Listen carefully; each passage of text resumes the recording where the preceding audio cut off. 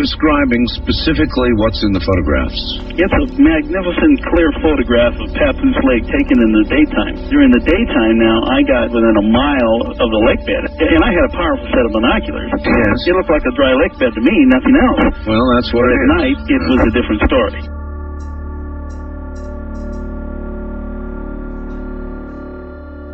So he came from the other direction. He came this from, is supposedly before S4 was built.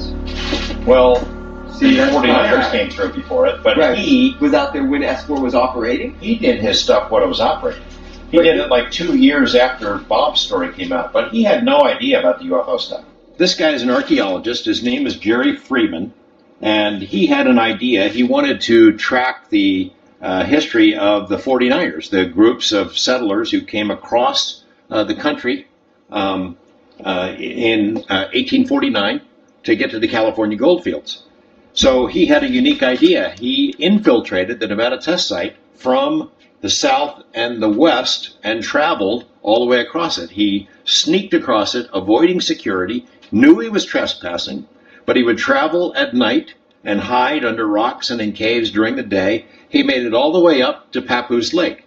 This was in, the story is 1997, so it's after the Bob Lazar story has come out. This guy has no idea about Bob Lazar. He has no idea about flying saucers. He's not into that. But he traveled all the way up to Papoose Lake, and in his story, and I inherited a lot of his files, he says he was out at night by Papoose, and all of a sudden, out of nowhere, a door opens up. I mean, like just a door in space, a light, a bluish light that opened up, a doorway to who knows where, and then poof, it was gone. This guy had no idea about flying saucers, Bob Lazar, John Lear, any of this stuff. But that's the story he told. Unfortunately, as he traversed the Nevada test site, he ran into pockets of radiation and contracted cancer and died. Nonetheless, a lot of his files, a lot of his footage, his home video is here. I got it. It's a great story.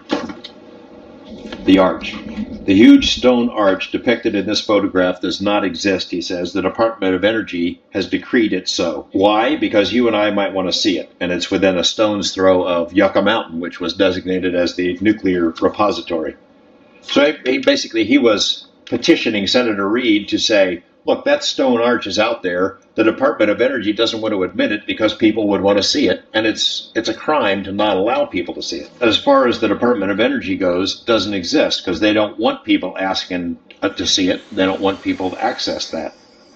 This guy did. He got out there, took pictures of it, and petitioned Senator Reid and others to acknowledge that it's out there and to let people in to see it. And that is his Ark of the Covenant. That's what he went there for. He found that carving, 1849, in some rocks adjacent to Papoose Lake. And that was one brave dude and committed. And that's pretty ballsy. The guy could have been arrested, thrown into jail. I think there were people who wanted to throw him into jail after he admitted his story that he'd trespassed, because it was pretty clear that, in fact, he'd been out there. 2 years after Bob's story. How did he even get on that land without He came from the west. And they didn't stop him. Sensors, nothing. It is a gigantic facility.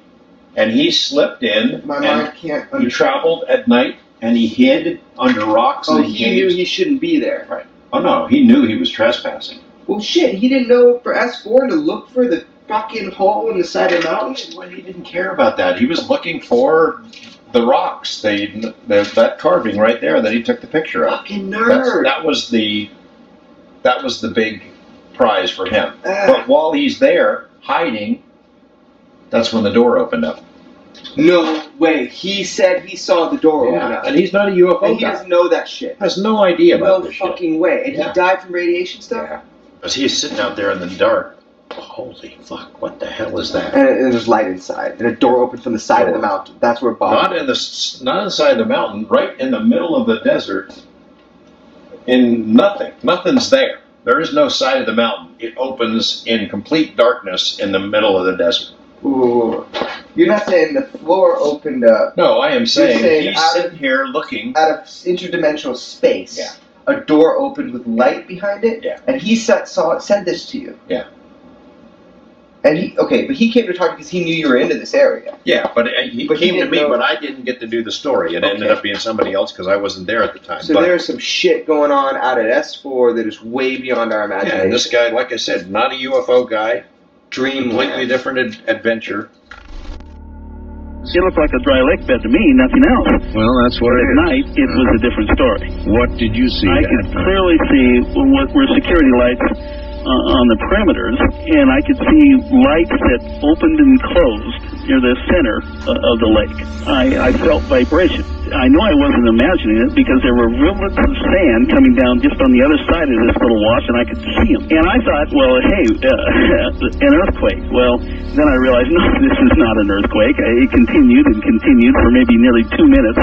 It's something they're testing, either directly underground, or I was feeling vibrations completely from Groom Lake. I don't know. I think if they'd have caught me in there, they'd lit me up like a Roman candle.